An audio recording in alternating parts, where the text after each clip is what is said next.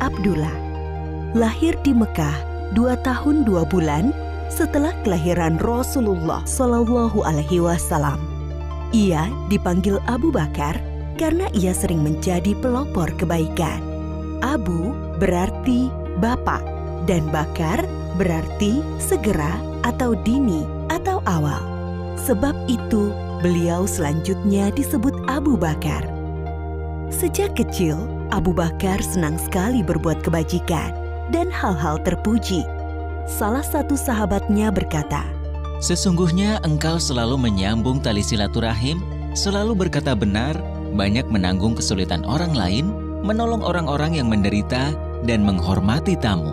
Begitu kesaksian Ibnu Dugunah, sahabat Abu Bakar. Abu Bakar termasuk orang yang paling utama masuk Islam. Ia adalah sahabat Nabi Muhammad SAW yang paling setia, mendampingi Rasulullah sejak masuk Islam sampai meninggal. Ketika Nabi Muhammad SAW berhijrah dari Mekah ke Madinah, Abu Bakarlah yang menemaninya. Pada saat itu, Kamis 27 Safar tahun ke-14 kenabian, waktu tengah hari, Rasulullah SAW mendatangi Abu Bakar di rumahnya. Abu Bakar berkata, "Demi Allah, beliau tidak akan kemari pada saat begini, kecuali ada urusan penting."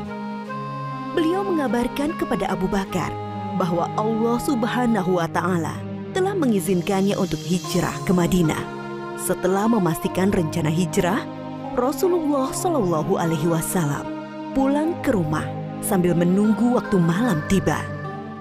Pada hari yang sama, para tokoh kafir Quraisy sedang mengepung rumah Rasulullah SAW. Mereka berniat akan membunuhnya. Setelah lewat tengah malam, mereka meyakini inilah cara terakhir untuk menghentikan Rasulullah berdakwah kepada Islam. Ketika malam semakin larut, Rasulullah keluar dari rumahnya menuju rumah Abu Bakar tanpa diketahui oleh orang-orang yang memusuhinya. Lalu mereka berdua berusaha keluar dari Mekah sebelum fajar menyingsing. Mereka justru menuju ke arah Yaman, arah selatan Mekah, tidak langsung menuju ke Madinah. Setelah sampai di dekat bukit yang tinggi dan terjal, mereka berdua berencana bersembunyi. Abu Bakar membantu Rasulullah SAW sambil menggendong naik ke atas bukit. Di depan mulut goa yang dikenal dengan Goa Thur, Abu Bakar berkata, "Ya Rasulullah, engkau jangan masuk sebelum aku masuk terlebih dahulu, agar jika ada sesuatu yang berbahaya, akulah yang kena, bukan engkau."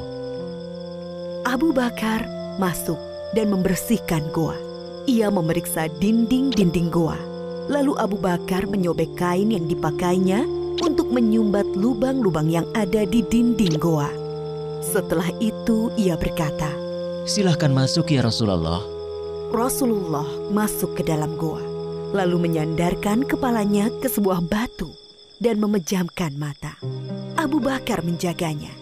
Tiba-tiba kaki Abu Bakar disengat oleh binatang berbisa dari balik lubang yang disumbatnya.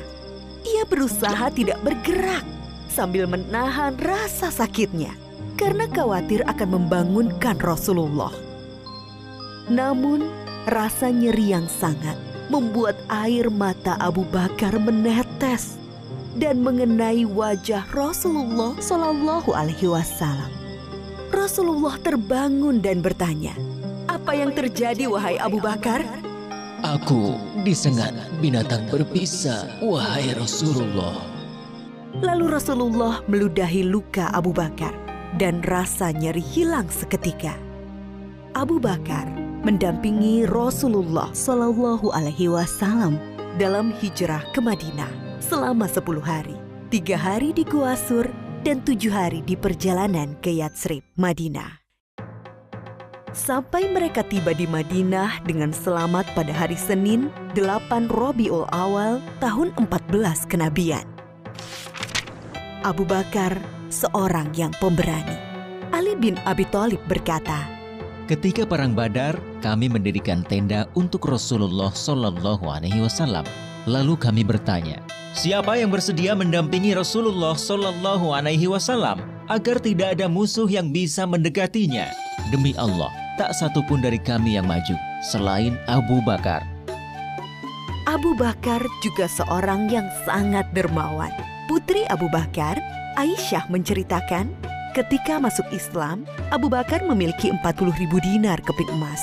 Ia menginfakkan seluruh hartanya itu kepada Rasulullah Shallallahu Alaihi Wasallam. Abu Bakar, seorang yang cerdas dan berilmu luas. Abdullah bin Umar pernah ditanya, siapakah yang memberi fatwa di masa Rasulullah Shallallahu Alaihi Wasallam? Ia menjawab, Abu Bakar dan Umar, dan aku tidak mengetahui orang lain selain mereka berdua. Abu Bakar juga sosok yang paling baik dan utama. Abdullah bin Umar berkisah, di masa Rasulullah, kami diperintahkan memilih orang-orang.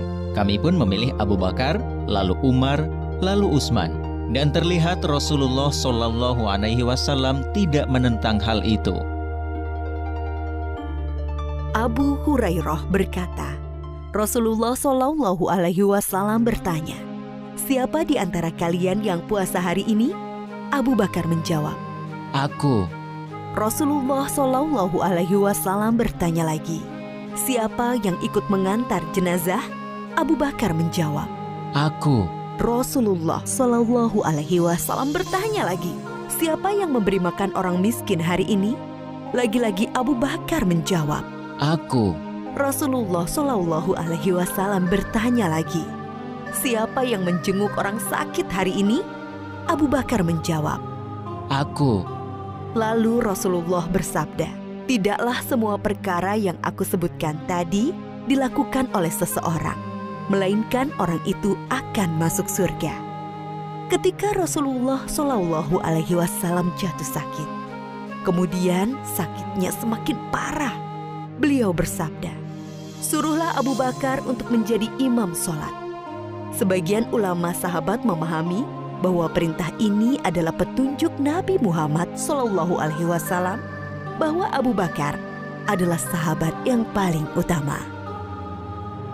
Rasulullah juga pernah berpesan kepada Bilal sahabatnya, wahai Bilal, jika waktu sholat telah tiba dan aku belum datang, mintalah Abu Bakar menjadi imam. Oleh karena itu, setelah Rasulullah Shallallahu Alaihi Wasallam wafat, Abu Bakar dibaiat sebagai pengganti pemimpin umat Islam. Ia menjabat sebagai khalifah selama sekitar 3 tahun. Selama memimpin kaum muslimin, Abu Bakar telah banyak memberikan karya-karya penting bagi perkembangan Islam dan kemajuan kaum muslimin. Antara lain, memerangi orang-orang murtad yang keluar dari Islam, melanjutkan rencana pengiriman pasukan Usamah bin Zaid yang sebelumnya telah dipersiapkan oleh Rasulullah Shallallahu Alaihi Wasallam, memerangi para pembangkang zakat, memerangi nabi palsu Musailamah al-Kadzab, dan membukukan Al-Quran. Ide pembukuan Al-Quran datang dari sahabat Umar radhiyallahu anhu. Awalnya, Abu Bakar berkali-kali menolak pendapat itu. Namun setelah terjadi diskusi panjang, akhirnya Abu Bakar menerima hal tersebut. Lalu Abu Bakar memanggil sahabat Zaid bin Sabit, yaitu sahabat yang menjadi pencatat wahyu di masa Nabi Muhammad Shallallahu Alaihi Wasallam. Dia bercerita kepadanya, sesungguhnya Umar telah mendatangiku dan ia berkata kepadaku, banyak sahabat penghafal Al-Quran yang gugur dalam perang Yamamah, yaitu perang melawan Musailamah al-Kadzab, sang nabi palsu dan pasukannya. Aku khawatir peristiwa serupa juga menimpa para qurra, para penghafal Al-Quran dalam peristiwa lainnya. Akibatnya akan hilang sebagian besar dari Al-Quran. Wahai Zaid, engkau anak muda yang cerdas. Kami mempercayaimu sepenuhnya bahwa engkau juga juru tulis wahyu Rasulullah. Jadi, carilah ayat-ayat Al-Quran itu, lalu kumpulkanlah. Zaid menolak sambil berkata kepada Abu Bakar dan Umar, mengapa kalian akan melakukan sesuatu yang tidak pernah dilakukan oleh Rasulullah Shallallahu Alaihi Wasallam? Demi Allah, Ini perbuatan yang baik. Tukas Abu Bakar. Zaid mengulangi penolakannya Tidak, sambil bergumam. andai kata ia membebaniku untuk memindahkan sebuah gunung, itu jauh lebih ringan daripada perintahnya menghimpun ayat-ayat Al-Quran. Namun setelah diskusi, akhirnya Zaid menerima dan berkata, Akhirnya Allah Subhanahu wa Ta'ala membukakan pintu hatiku, seperti halnya Allah membukakan hati Umar dan Abu Bakar. Mulailah aku mengumpulkan ayat-ayat Al-Quran yang tertulis di dedaunan, pelepah kurma, tulang belulang, juga dari para penghafal Al-Quran. Setelah terkumpul menjadi satu mushaf, Khalifah Abu Bakar menyimpannya sampai wafatnya. Inilah jasa Abu Bakar yang sangat berharga dan masih bisa dirasakan oleh kaum muslimin hingga saat ini. Pada hari-hari terakhirnya, Abu Bakar sakit demam sekitar 15 hari. Beliau pun masih berpikir untuk kebaikan Islam dan kaum muslimin. Abu Bakar berusaha mencarikan pemimpin terbaik bagi kaum muslimin, memikirkan persatuan kaum muslimin, menjauhkan kaum muslimin dari perselisihan. Ia memanggil beberapa sahabat senior untuk dimintai pendapat tentang Umar. Ia juga meminta Utsman bin Affan untuk menuliskan surat wasiat, lalu memberinya cap stempel dan membawanya keluar untuk dibacakan kepada kaum muslimin agar mentaati keputusan Abu Bakar dalam menetapkan Umar bin Khattab sebagai penggantinya memimpin umat Islam.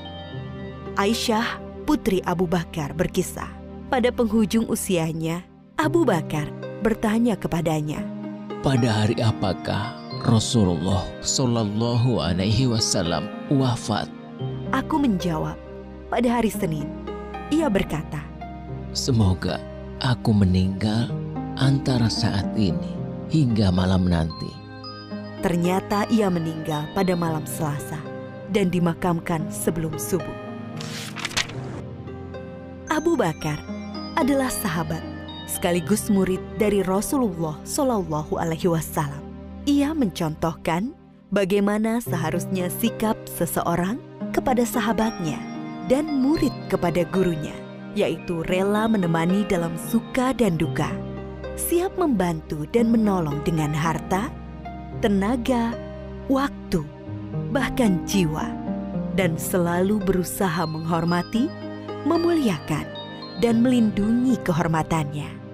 Seseorang akan selalu dikenang baik jika ia telah berkarya untuk kebaikan umat manusia. Dan sebaliknya, ia akan dikenang buruk jika ia berlaku jahat bagi manusia. Oleh karena itu, hendaklah kita beramal baik sebanyak-banyaknya. Kebaikan untuk Islam dan kaum muslimin atas dasar iman kepada Allah akan menjadi jariah. Pahalanya terus mengalir meski seseorang telah meninggal dunia.